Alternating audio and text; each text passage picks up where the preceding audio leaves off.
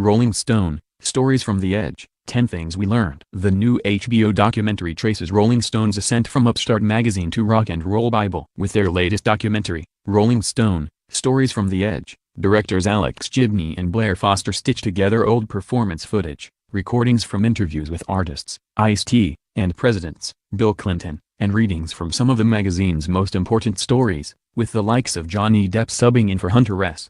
Thompson. Instead of following the magazine's activities year by year, the narrative is dictated by big stories. The film jumps from one big scoop to the next, skipping from Hunter S. Thompson on George McGovern in 1972 to an important article about Patty Hearst 3 years later. Here's 10 things we learned from the movie. 1. Rolling Stone was founded to honor a neglected art form. Though it's hard to imagine now, when Jan Wenner started Rolling Stone in 1967, few publications bothered to treat popular music seriously. Rock and roll is a particular form of music that's changed tremendously, has changed, keeps changing, a young Wenner declares in a TV interview. There was no publication that covered it the way it should be covered, that treated it the way it deserved to be treated. 2. The magazine got an early boost by publishing a naked photo of John Lennon and Yoko Ono. In 1968, John Lennon and Yoko Ono decided to strip for the artwork that appeared on their unfinished Music No. 1, 2 Virgins album. Lennon saw the cover as a way of hitting back against the constant scrutiny that accompanied his fame. People are always looking at people like me trying to see some secret, he explained. What do? Do they go to the bathroom? Do they eat? We just said, here. The cover was promptly banned, and Rolling Stone saw an opportunity, writing to Lennon to ask to publish the original cover in its full glory. It was really first the time we had gotten any kind of attention, Wenner remembered. The San Francisco Chronicle ran an article which was headlined, Nude Beatle Perils S.F.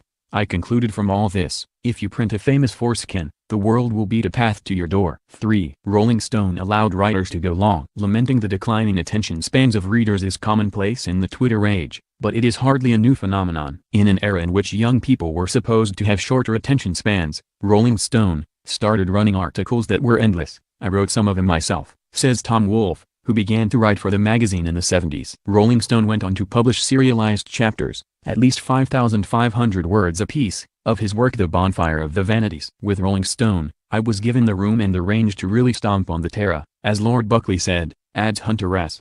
Thompson. Very few places would give you that. 4. Thompson helped establish the magazine as an important political voice. Thompson's coverage of the Richard Nixon re-election campaign in 1972 broke away from stodgy, by-the-book political journalism. We are really just a nation of 220 million used car salesmen, with all the money we need to buy guns and no qualms about killing anybody else who makes us uncomfortable, he wrote. How low do you have to stoop in this country to be president? Thompson's work was later anthologized as Fear and Loathing, on the campaign trail 72. Thompson's writing didn't always come freely, but Rolling Stone provided the support necessary for Thompson to finish his assignments. I'm not an easy person to deal with in terms of deadlines, Thompson admits. When I didn't show up for 3 or 4 days, they decided to do the only logical thing. One afternoon, they showed up at my door with no warning and loaded about 40 pounds of supplies into my room. 2 cases of Mexican beer, 4 quarts of gin, dozens of grapefruits, and enough speed to alter the outcome of about 6 Super Bowls. 5. Rock is dead. In 1974, just as readers' attention spans were already under fire in the 70s, rock was declared comatose less than a decade after Rolling Stone's founding. Rock is far more popular than ever before, but it appears to have much less social impact. Magazine writer John Dolan declares in 1974, it's broader than it was 10 years ago, making unprecedented use of country, jazz and straight pop, and yet, to my ears, it sounds ever more homogeneous. Rock's single biggest lack today is a failure of imagination. Rock and roll no longer set you free, it's music now, adds reporter, author Robert Sam Anson. It's no longer threatening. It's no longer revolutionary. It's just a big, billion-dollar industry. 6. Covering the Patty Hearst story elevated Rolling Stone into the national conversation. All eyes were on Patty Hearst, kidnapped granddaughter of rich publisher William Randolph Hearst, who then joined the cause of her kidnappers, the Symbionese Liberation Army, in the early 70s. The story was so widely covered it was like a circus. It was like O.J. Simpson before O.J. Simpson, a voiceover notes. But the mainstream media didn't have her side of the story until Rolling Stone found a source, someone named Jack Scott. Scott, a writer hoping to pen a book on the SLA, ended up helping Hearst escape the authorities. When Hearst was later taken into custody, Rolling Stone were the experts. It was the Patty Hearst stories that put the magazine over the top, Stories from the Edge asserts, and after that Rolling Stone increasingly got publicity for its articles. 7.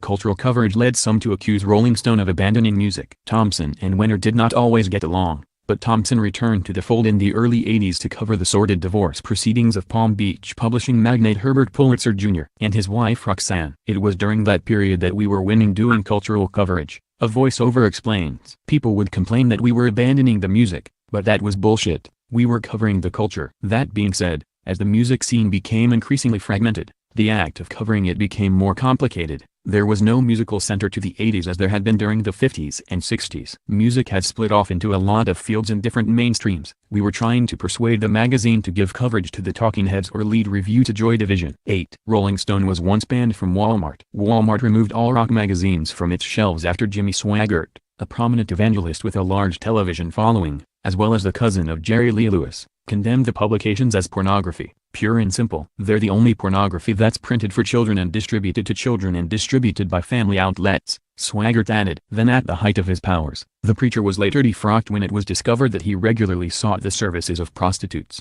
9. There was some debate within the magazine about how to cover hip-hop. Throughout Stories from the Edge, younger writers get into fights with the previous generation over editorial priorities. In the first part of the documentary, Cameron Crowe remembers picking up assignments on bands like Deep Purple because older writers didn't care about the group. In the late 80s and early 90s, a similar debate played out over the coverage of rap. I remember being at Rolling Stone and being furious when Nirvana broke. Alan Light complains, "God damn it, you all want a rock band so bad. Here's one and they have one big song, and they get the cover of the magazine. And I can't get Public Enemy on the cover of the magazine after 3 or 4 world-changing records." 10. Covering the first Clinton campaign was disillusioning. Rolling Stone's political team had high hopes for Bill Clinton, the first baby boomer to run for president, and the first Democrat to sit in the White House after a 12-year drought. Jan was in love with the Clintons. Hunter was also quite thrilled, and he gave Clinton a couple of high-quality French saxophone reeds, the magazine's William Grider remembers.